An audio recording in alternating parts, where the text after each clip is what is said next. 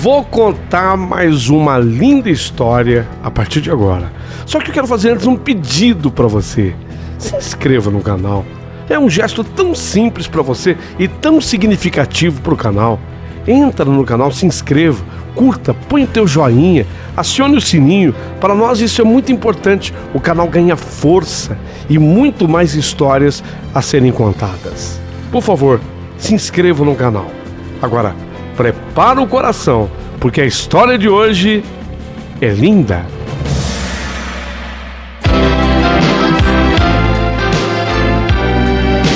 Rádio Emoção. Paulinho, boa pessoa. A verdade de cada um.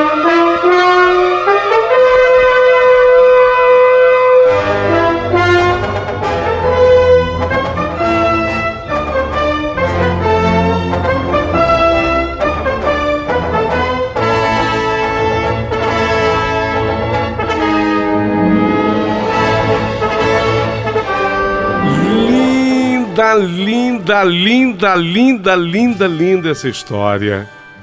Impressionante. Você vai gostar de cada detalhe dessa história que está começando agora.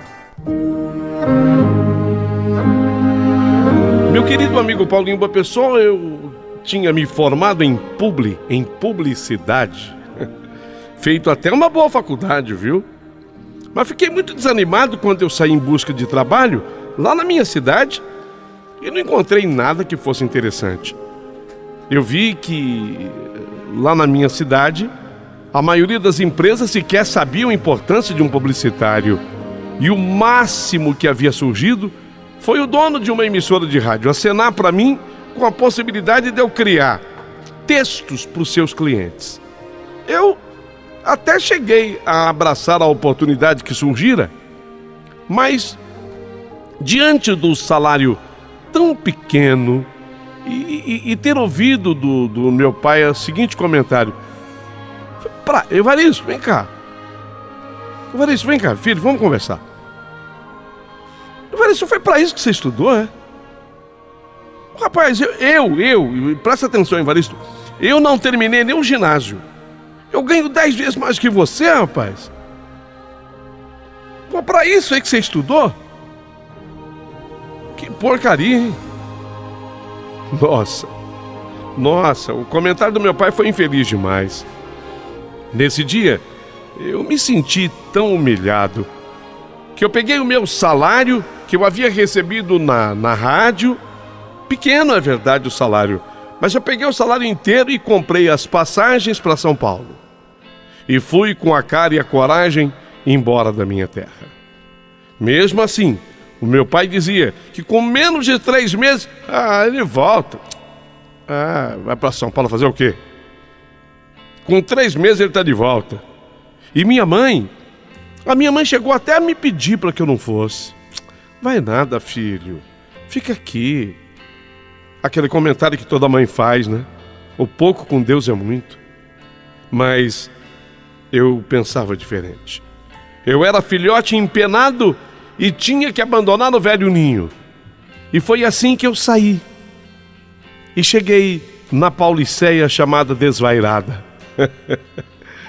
Eu dei sorte, porque na mesma semana que eu cheguei, eu encontrei emprego numa agência no setor de criação. Quer fazer um estágio aqui? E foi ali que eu comecei a trabalhar. Todo começo é muito difícil mesmo. Ainda mais que eu teria que ficar... Aquele período de teste, sabe? De experiência. 3 meses, assim, de experiência. Todo começo é muito difícil. Mas até que eu não podia reclamar. Pelo menos havia a expectativa de melhorar, de crescer. Eu morava numa pensão que me dava uma vantagem, pelo menos. Distava uns 11 quarteirões da agência. Então eu não precisava pegar condução. E trata-se de uma grande vantagem para quem vive em São Paulo, onde as distâncias são imensas e o transporte público sempre muito lotado e, por que não dizer, caótico. Então, eu ia e voltava a pé do meu trabalho. Ainda para completar, no caminho tinha uma padaria. Santa padaria! No caminho tinha uma padaria. E ali eu parava na padaria para o café da manhã, o lanche. Às vezes assim, naquele finzinho de tarde, comecinho da noite. Na lateral dessa padaria ficava uma banca de revistas e jornais. E no meio, entre a banca e a padaria, naquele meio, pegando um pedacinho da marquise da própria padaria, ficava aquele morador de rua. Era um senhor que sempre ficava pedindo ali esmolas. Como todo morador de rua, característica: cabelos e barba desgrenhados, roupa poída, suja, um rosto inchado de tanto beber e um olhar cansado. Um olhar bastante cansado e visivelmente causado por anos do abuso do álcool. Eu não nego que a primeira vez que o vi, eu pensei que certamente era alguém que já escolheu aquele ponto de mendicância para estar mais pertinho da padaria, de bares. Ali tinham bares também, onde pudesse tomar a próxima dose de cachaça. No entanto, nada melhor do que eu passar dos dias para perceber que aquele senhor era alguém muito simpático. O morador de rua era simpaticíssimo e sempre disposto a falar algo bonito e dar um grande sorriso a todos aqueles que dele se aproximassem, aqueles que lhe davam uma oportunidade dele falar, independente dele receber alguma moeda em troca ou não. Dá para usar essa expressão, vou usar. O morador de rua não era interesseiro. Saquei essa expressão aqui. O morador de rua não era interesseiro, se é que dá para falar que algum morador de rua, ou seja, sempre que podia, eu trocava algumas palavras com aquele senhor, sem nunca ter dito a ele o meu nome, e nem também perguntado qual era o nome dele. A gente conversava. E em uma das vezes que eu fui passar um final de semana lá na casa de papai e da mamãe, eu trouxe lá do interior um pedaço de rapadura, não foi nem uma rapadura inteira, metade de uma rapadura e um queijo, que a gente chama de requeijão, daqueles bons, que é tão difícil de vender em comércios por aí. E aí eu trouxe a rapadura e o requeijão. Trouxe e dei de presente pro senhor que morava na rua, morador de ruas. Olha, eu acho que eu nunca tinha visto alguém abrir um sorriso tão grande e franco como o sorriso que ele me abriu e recebeu esse presentinho. Ele, tão acostumado a sempre falar frases bonitas, ele conseguiu apenas dizer: rapaz de Deus, Deus lhe pague, Deus lhe pague, que bom coração que você tem, você é um bom rapaz. E eu respondi para ele, diante do Deus lhe pague: amém, amém. E segui para mais um dia de trabalho. Mas naquele dia o sol não saiu. Aquele dia amanheceu nublado com cara de chuva, e eu pressentia que, sei lá, sabe quando você sente que alguma coisa ruim pode acontecer em breve? Eu tenho essas coisas. Sexto sentido, intuição, chame do que quiser, mas quando eu olhei a cara do dia assim, cara, o dia com aquela cara fechada, o sol não saiu. Eu pensei comigo, tive a sensação, dia triste, um dia triste. Sei lá, eu estou sentindo alguma coisa assim no coração, que algo vai acontecer de ruim, pressentimento ruim, sexto sentido, intuição.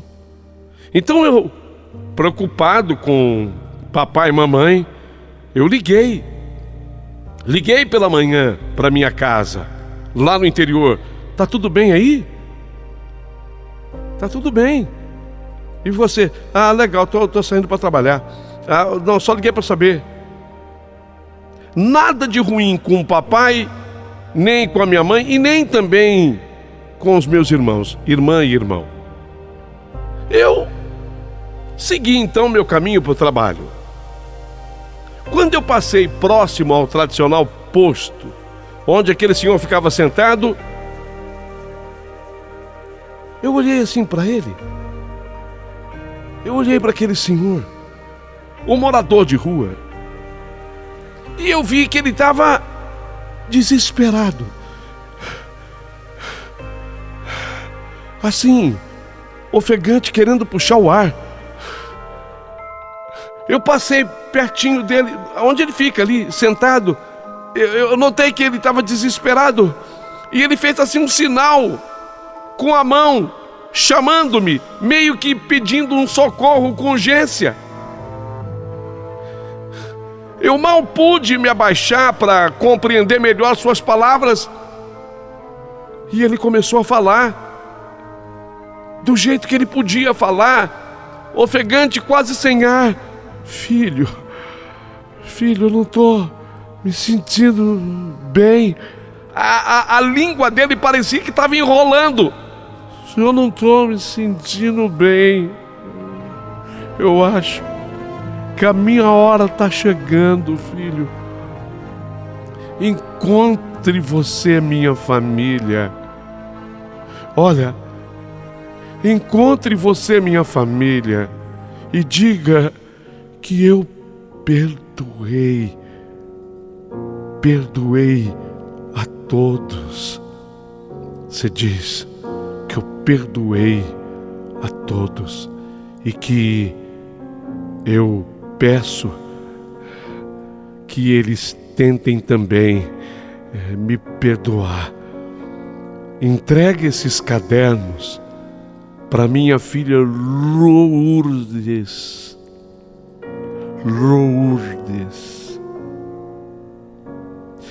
E diga que isso é tudo que eu tenho para deixar para ela. Filho, que Deus te proteja sempre no seu caminho, o caminho que você escolher trilhar.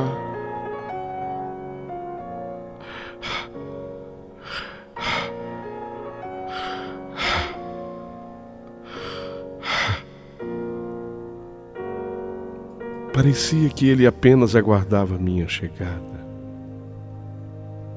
para poder partir em paz. Ele estava esperando por mim. Era a mim que ele estava esperando. Mal ele terminou de dizer essas palavras e de me entregar uma sacola de supermercado. E dentro dessa sacola de supermercado tinham 4 cadernos, tipo cadernos universitários.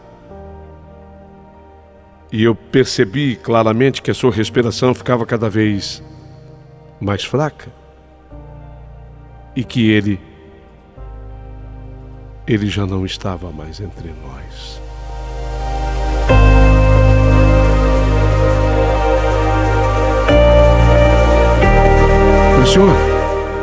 Meu senhor, eu não tinha perguntado o nome do homem, ó. Meu senhor.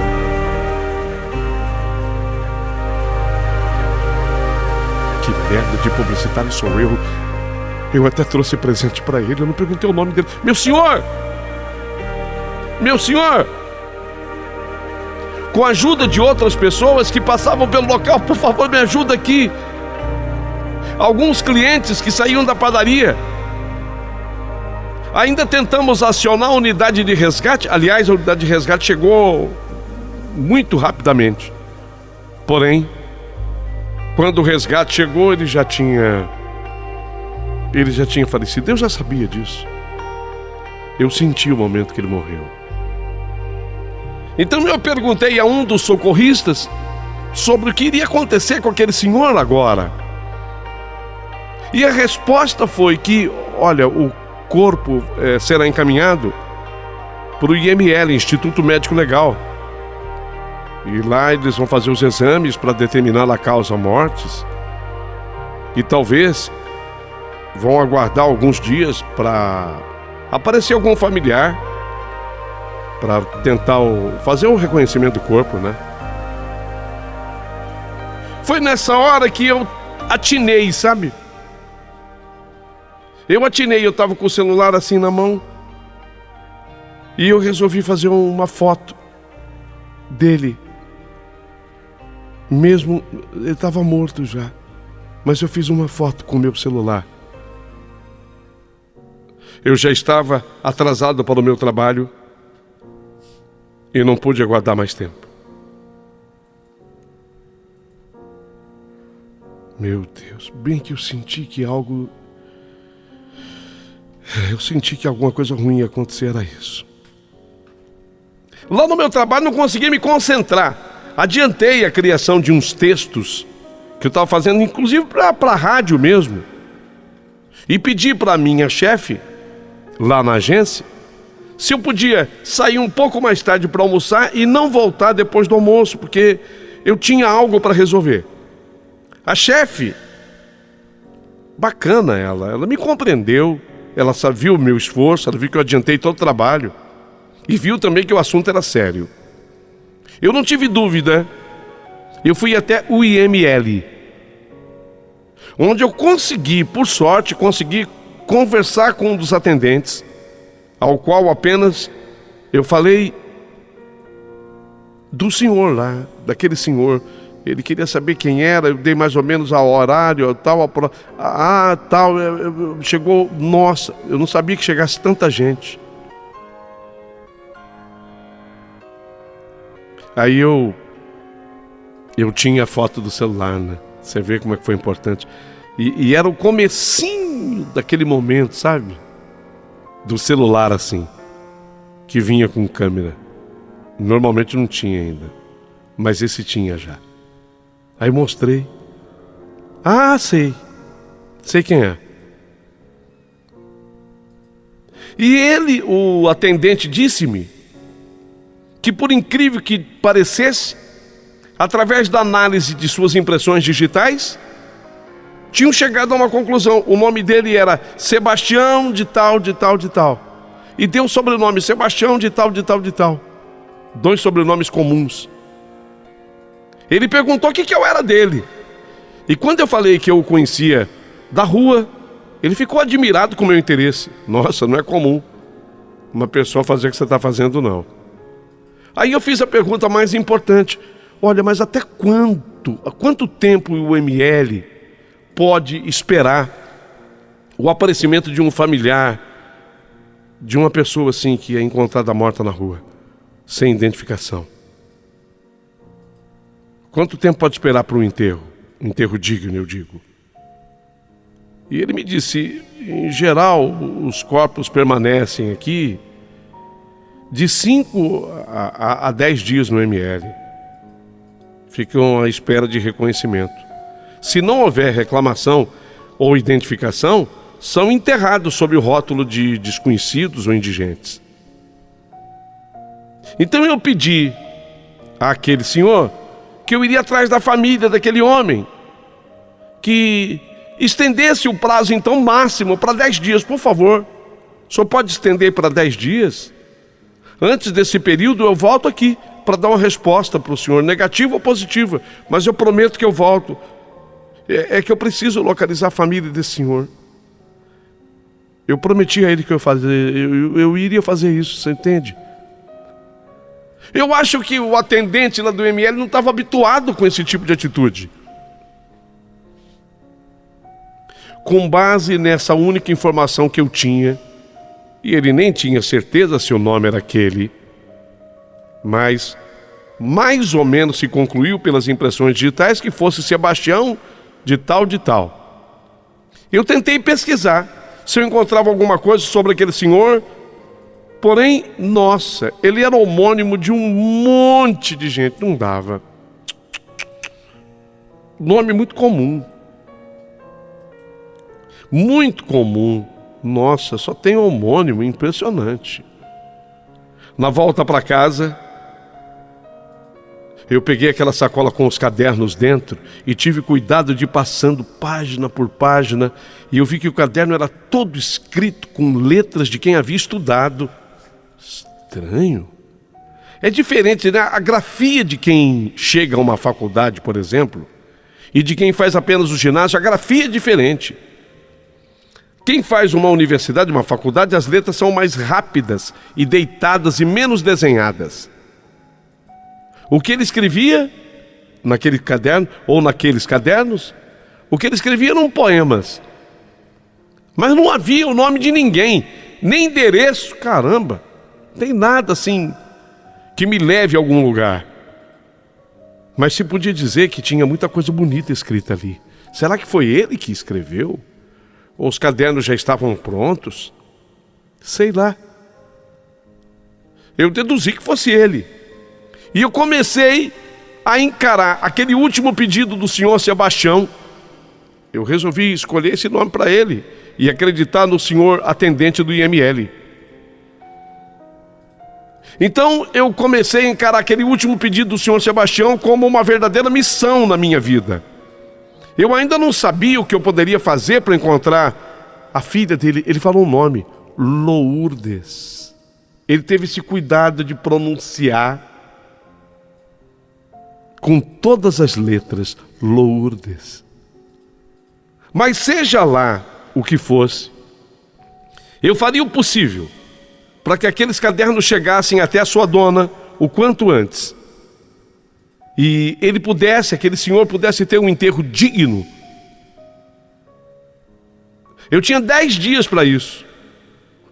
Eu tinha pedido para aquele atendente, e eu vou dizer uma coisa, o homem que me atendeu lá no ML tinha cargo de chefia. Depois de uma boa noite de sono, eu fui tomar o café da manhã na padaria. Mas eu não tirava os olhos de onde aquele senhor sempre ficava, sabe? Eu ficava assim olhando, tipo, será que tem alguma coisa que ele deixou, alguma coisa a mais para eu verificar? Eu não tirava os olhos de onde aquele senhor sempre ficava. Enquanto eu aguardava o meu pedido na padaria, média, pão na chapa sem pisar, com bastante manteiga, tá? Eu ainda olhava fixo em direção ao local onde o senhor Sebastião ficava sentado e senti os meus olhos ficarem marejados d'água. Bateu aquela vontade de chorar. Estava triste pela sua morte e por ainda não ter conseguido realizar a sua última vontade, apesar de ter me dedicado bastante nesse sentido. Eu não havia notado que uma das atendentes da padaria se aproximou de mim e começou a falar. Você era o rapaz que estava conversando com o morador de rua? Acho que é seu Tião, né? Ah, é seu Tião? Isso confirmava o nome. Então, mas era você que estava conversando com ele quando ele morreu? Não foi você? Eu saí daquele transe, porque eu estava num transe olhando para o local que ele ficava.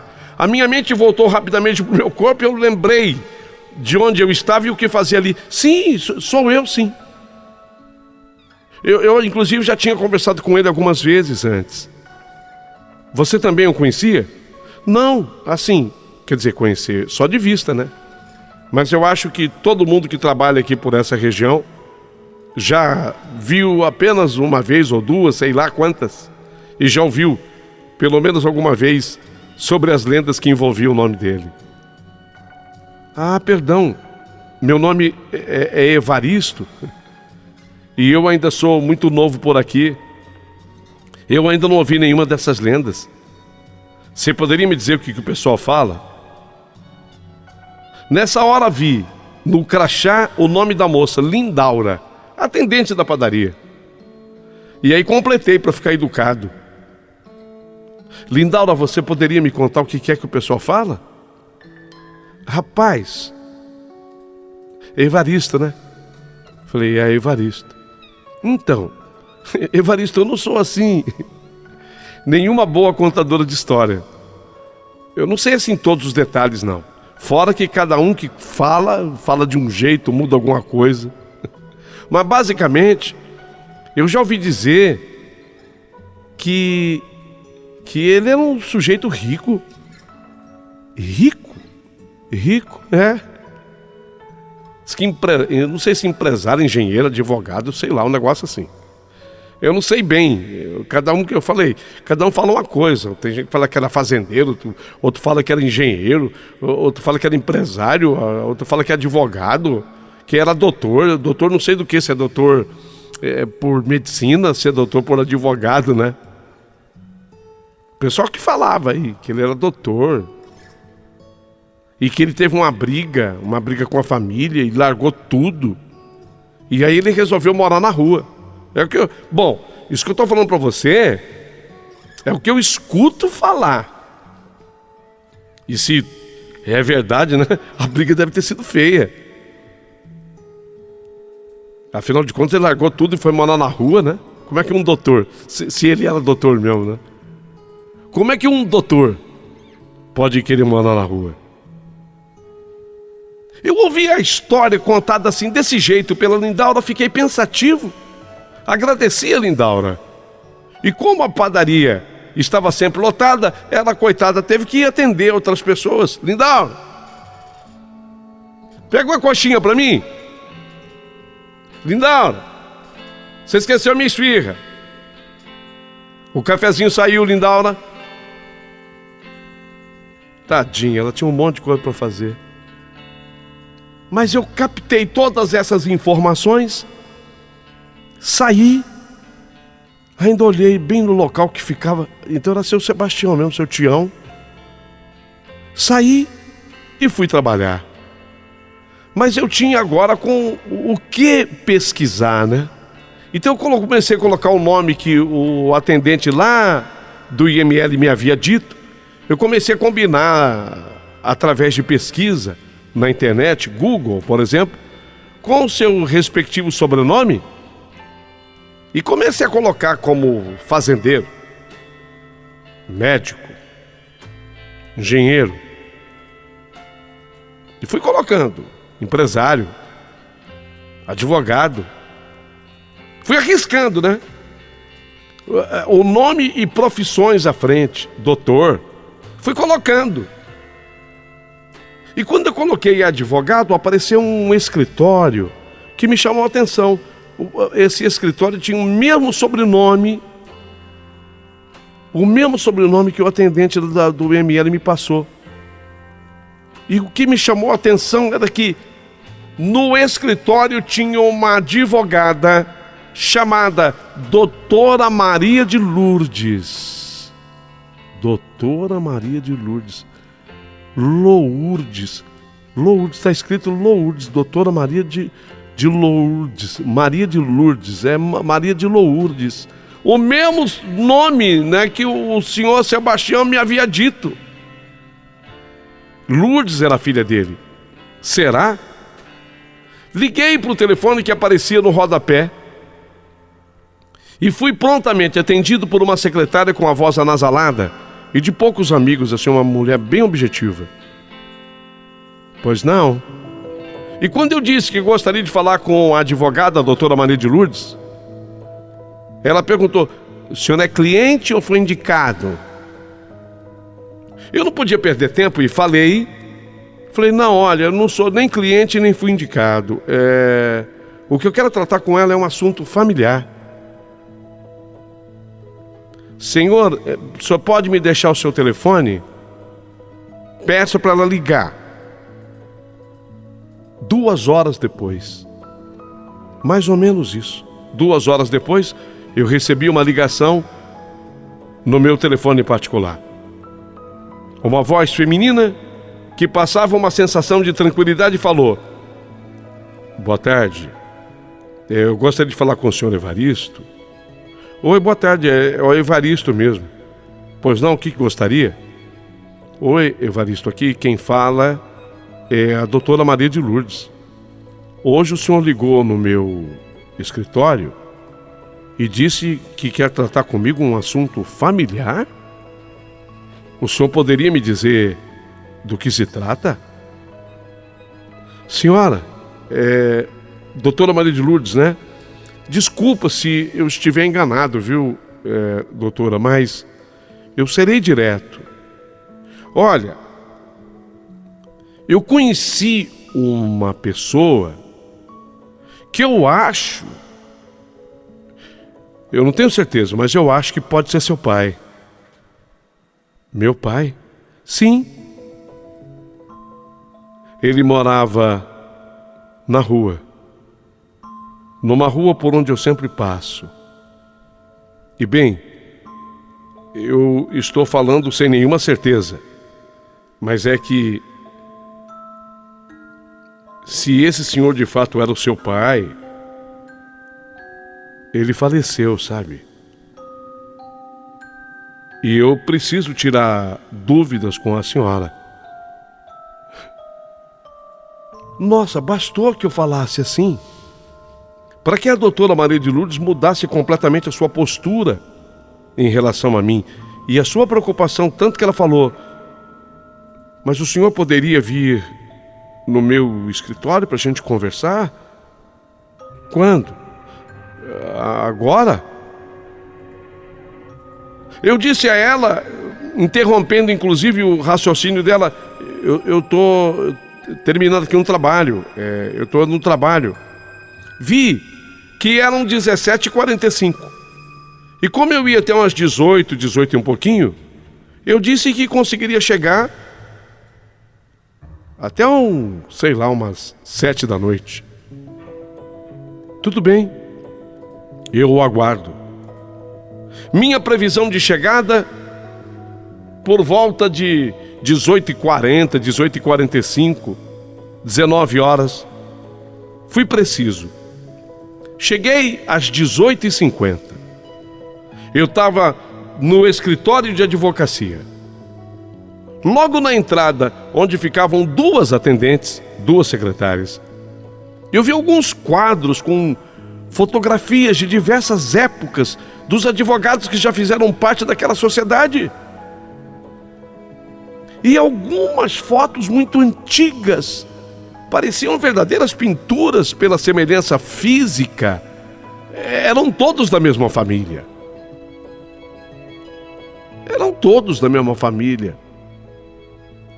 Mas eu senti um arrepio correr todo o meu corpo quando eu olhei para aquele retrato na parede e vi que era seu Sebastião. Ele.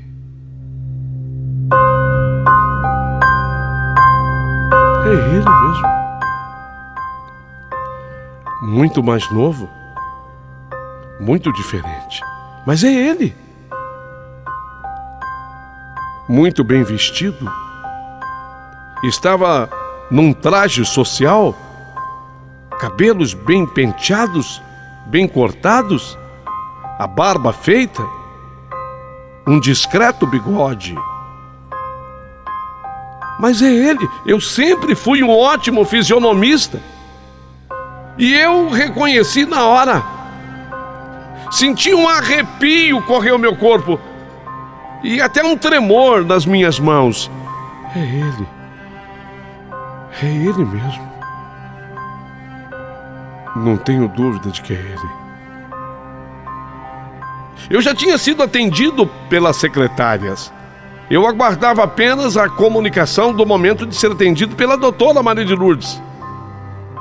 E a voz anasalada da secretária me deu a certeza de que era a mesma que me atendeu pelo telefone. Evaristo. Ela me tirou do transe. Evaristo, a doutora Maria de Lourdes já está te aguardando. Pode entrar, senhor. Eu acompanhei a secretária de voz anasalada até a entrada da sala. A sala com a placa de identificação doutora Maria de Lourdes.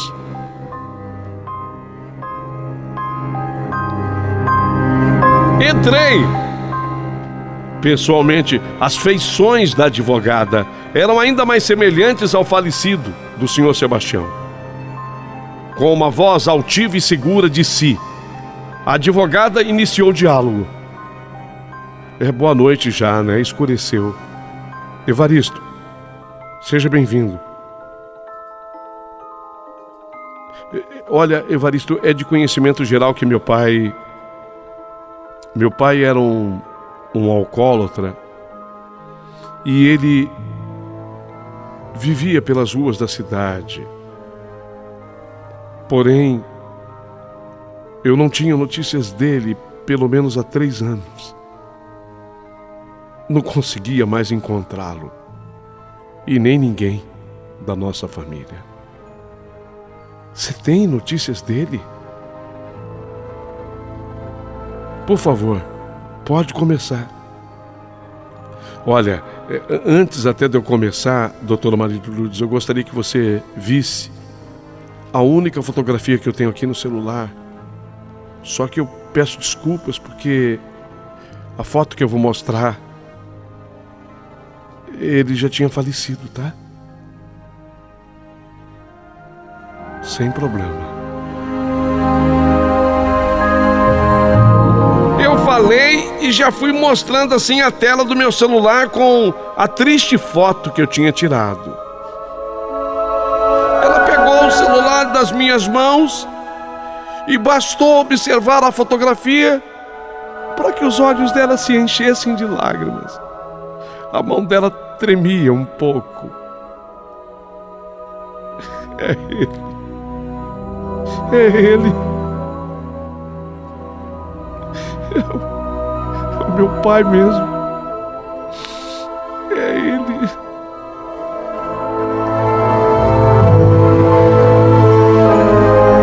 É ele mesmo.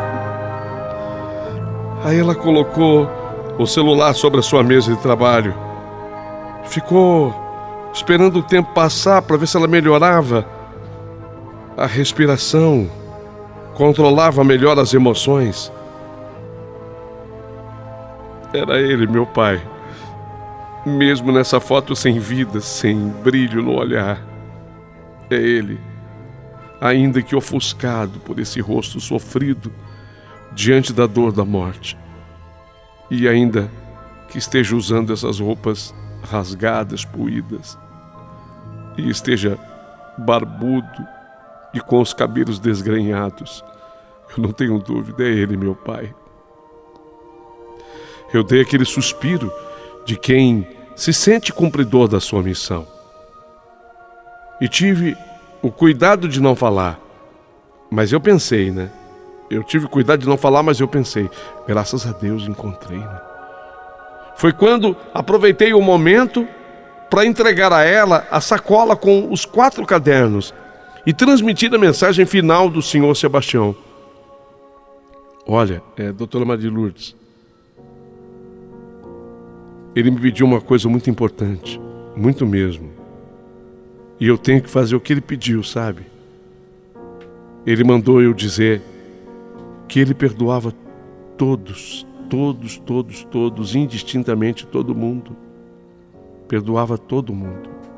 E no final, ele pedia também perdão. Ele disse isso. Disse isso. Doutora Maria de Lourdes chorou por mais alguns minutos, enquanto processava um turbilhão de sentimentos trazidos pelas notícias que eu havia acabado de transmitir. Quando conseguiu controlar melhor as emoções, passou a folhear os cadernos. Lia, um trechinho sorria, mudava de página, chorava, as emoções se alternavam, riso, choro. Foi quando ela falou: quantos poemas, textos lindos, meu pai era Ele era um poeta. Meu pai era um poeta. Era um poeta, meu pai. Tantas belas palavras para cada pessoa da nossa família. E gozado que ele não coloca o nome, mas eu consigo identificar aqui nos textos cada uma das pessoas. E eu que sempre achei que ele tinha perdido toda a sua lucidez nos últimos anos, eu achava que meu pai estava louco, sabe? Porque só um louco some como ele sumiu. Eu nunca consegui aceitar a sua decisão de abandonar tudo e todos. você conhece. Ela olhou para mim e disse-me: Evaristo, você conhece a verdadeira história do meu pai? Eu falei para ela a verdade. Não sei nada. Que apenas de uma maneira muito misteriosa, eu tinha sido escolhido por ele para ouvir as suas últimas palavras. Parece que ele estava me esperando, sabe? Eu tinha pressentido que alguma coisa ruim aconteceria. Era o seu pai, ele estava me esperando. Ele tinha me escolhido para que eu ouvisse as últimas palavras dele. E desde então eu fiquei desesperado, afinal eu queria que ele tivesse um sepultamento digno, já que o corpo dele está no IML. Eu tinha enfiado aquilo na minha cabeça. Eu não sossegaria até encontrar respostas. Falei ainda que eu agradecia a Deus por tê-la encontrado e que eu amaria conhecer a história do senhor Sebastião. Queria conhecer a história de maneira completa. Eu queria saber tudo sobre a vida dele. Foi quando ela me consultou se eu tinha tempo. E eu falei que eu já tinha saído do trabalho e eu não tinha mais nada o que fazer. Doutora Maria de Lourdes me pediu licença e dispensou as suas 2 secretárias pelo interfone. Podem ir. Não, eu vou ficar conversando com ele. Podem ficar tranquilas. Tá? Até amanhã. Avisa para mim, Anair. Tá bom? Até amanhã. Vou ficar. Não, tá tudo bem. Podem ir. Eu deduzi que as moças foram embora. As 2. E eu fiquei com ela em sua sala. Foi quando ela começou a me falar: Evaristo, escuta.